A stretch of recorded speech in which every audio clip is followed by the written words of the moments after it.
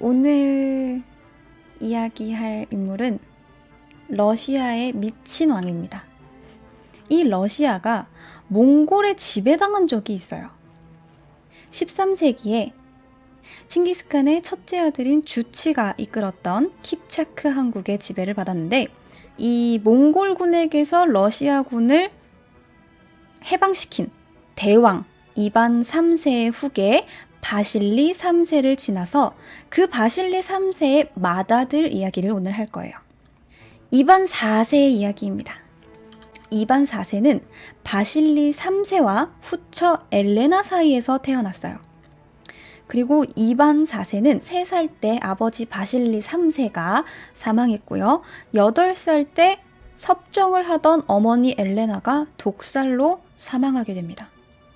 이렇게 불운한 어린 시절을 보낸 그는 누가 봐도 곧 죽을 것 같아 보였는데, 유력 보야르 집안이었던 슈이스키 가문이 자신의 권력을 유지하기 위해서 어린 이반을 조종해요. 총명했던 그는 학대를 받은 이후에 공격성을 띠기 시작합니다. 그래서 작은 동물들의 눈알을 뽑고 죽입니다. 그리고 말 타는 법을 배운 뒤로는 말을 타고 성내를 휘젓고 다니면서 채찍으로 사람을 후려치거나 마음에 드는 여자가 있으면 강간하고 다녔어요.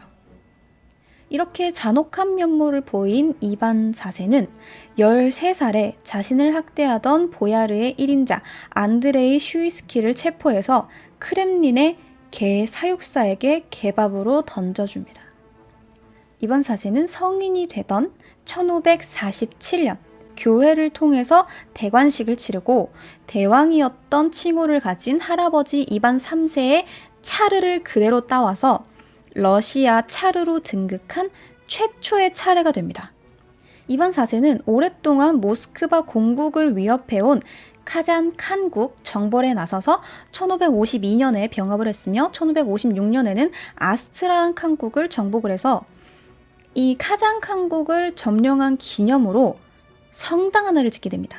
그게 바로 모스크바에 있는 성 바실리 성당이에요. 그리고 이 러시아는 동유럽의 골칫거리였던 카잔汗국과 아스트라한 칸국을 정리를 하고 시베리아로 가는 길을 열었는데, 이렇게 동쪽을 정리하니까 이제 서쪽에서 문제가 생기기 시작한 거예요. 국경이 맞붙은 폴란드와 리투아니아가 결혼으로 연합을 구축을 하면서 세력을 점점 키운 거예요. 그러면서 러시아에게 위협적인 존재가 됩니다. 폴란드랑 리투아니아 연합은 발트해를 가지고 눈치 싸움을 시작했어요. 실질적으로 러시아가 진 거죠. 게다가 리보니아와의 전쟁 때문에 전 군사력을 전쟁에다 투입을 시키다 보니까 외적이 침입하는 것조차 막지 못해서 국민들 사이에서 말이 많았는데, 여기에다가 또 역병이랑 기근이 돕니다.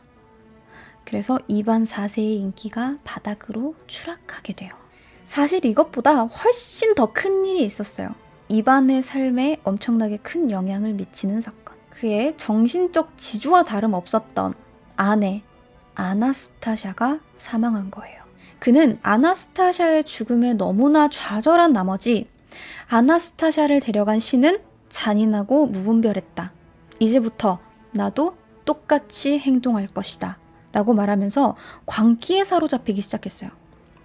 그래서 그때부터 귀족들을 잔인하게 숙청하기 시작합니다. 이복형 블라디미르와 자녀들을 독살하고 아내와 어머니를 익사시켜서 일가족을 몰살시켰어요.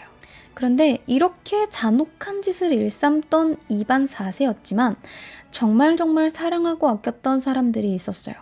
그들이 바로 사망한 아내 아나스타샤와 그 사이에서 낳은 황태자 이반입니다. 그런데 덕분에 이렇게 잘 배운 이반이 이반 4세의 공포정치를 반대합니다.